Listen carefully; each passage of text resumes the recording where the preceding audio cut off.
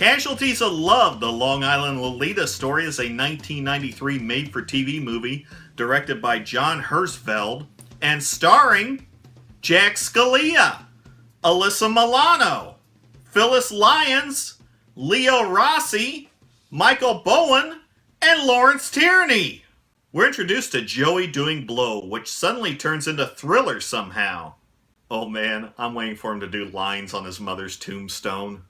He decides to get home to the missus, making sure to grab some flowers to bring to her. What an asshole. Mary Jo waits up all night for him and gives him an ultimatum. Go to rehab or she hits the road. Mary Jo! Mary Jo! Look at you! You shaved your beard! I didn't even recognize you! It's me. It's the old me. I wonder if I shave off my beard if that'll bring out the old me. Is she the most beautiful wife in the world or what? Joey! What? Take a Stop bow. it! These guys have been hearing about you for weeks. Look, you guys take care of yourselves. Remember, I love you. Stay sober and God bless. What do you think, you're running for office or something? Will you get in the Hey, car? I love these guys, but most of all, I love Mary Jo. Jesus, he's still acting coked up. 3 years go by and Joey is working in a family garage. He meets Amy when her father plans on adding pinstripes to her car. Hey look, it's Buddy from Halloween 2! Just make the car perfect. Polish it up real shiny. See, my daughter, she ran away and she was gone for almost 2 weeks. We didn't know where she was, and now she's back. I want everything to be perfect. You got it. I think I can buy her love and good behavior.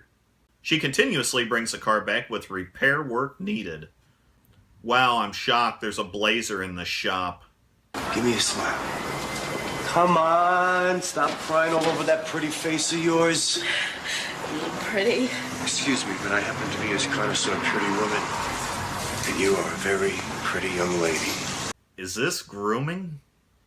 We find out that she's really into older guys. How come you got a beeper?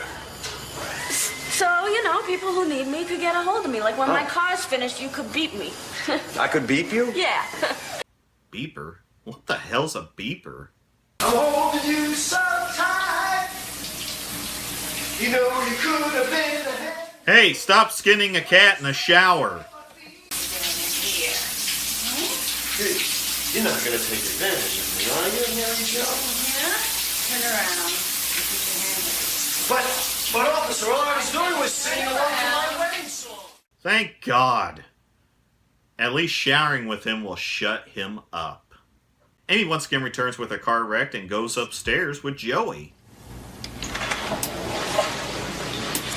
You can handle extra large?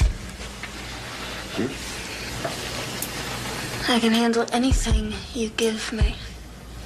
Sure about that? Yeah. This is seduction. I see what's going on here. You're talking about his joint. We go to a carnival. Nice pants, Joey.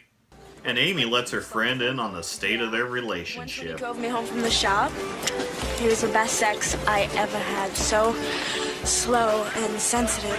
In your bedroom, in your house? Yeah, we went to motels and we did it on his boat. And you know what? He said I'm the most beautiful girl he has ever seen. Oh, here she comes. Watch out, boy, she'll chew you up. Joey gets a frantic phone call and heads for the Fisher house. That car gets 4 miles per gallon. He shows up because Amy has told her parents that Joey gave her herpes, but changes her story when confronted by the group, pissing off her parents in the process. Amy shows up at a gig Joey is just chilling at and harasses him about what life would be like if he wasn't married. I really gotta go. No, Joey, wait. I gotta ask you one question. What? Like, what would it be like if you weren't married? I wasn't married, Amy? I wouldn't be married. Just tell her to fuck off. Then Amy decides to stop by the Buttafuoco household to sell some knockoff Hershey bars. She comes back outside, shoot her. What the fuck is this guy doing? No shots were fired, but we do find out what Amy does in her spare time. Not even loaded. Did you really think I was gonna shoot her? You chicken. You coward. You used me. I've been giving you all this free sex. Holy shit. Is Lawrence Tierney planning a jewelry store heist? Amy proceeds to stalk everyone for 6 months, only to wind up at the door to see Mary Jo once more, telling her that Joey is banging her younger sister. Really? I think the idea of a 40-year-old man sleeping with a 16-year-old girl is absolutely disgusting. I mean, you're kind of familiar. Do I know you? No, you don't. Listen to that busted music. They get to the point of going to the mattresses and Amy puts a cap in her ass. Go on. Chaos ensues at the hospital as we meet Amy's other boyfriend, Buck, who likes to fuck. Mary Jo gives enough clues to point to Amy and she gets busted by almost every cop within a 30-mile radius. Of course, she has no problem telling the police that Joey gave her the gun. She changes her story again and again and again. Wait a second. Now, let me get this straight. You and Joey had an affair, but Joey didn't give you the gun. But Joey knew you were going to shoot his wife, and then the two of you broke up. And then you got angry at Joey for saying bad things about your new boyfriend, Paul Makeley. Right, that's it. All right, we are going to start all over again from the beginning, very slow, and you were going to tell us the truth. Well, you see, first the earth cooled. I mean, she was always coming into my shop. I treated her with respect. I mean, I was nice to her like I'm to all my customers, right? And that was it. That was her relationship to me. Strictly a working relationship. Yeah, sure did look like it. What could happen to a guy if he was with a 16-year-old? Nothing. How about a 17-year-old? Nothing, absolutely nothing. I mean, I could be wrong, but I'm pretty sure the statutory rape laws have been taken off the books. I believe that is bullshit, officer. Here comes the media spreading fake news, just like this film does. Joey helps Mary Jo in her recovery, but has some choice words for the fuzz who tell him to keep his big mouth shut. A tape is released showing Amy whoring herself, but it gets twisted into Joey also being her pimp.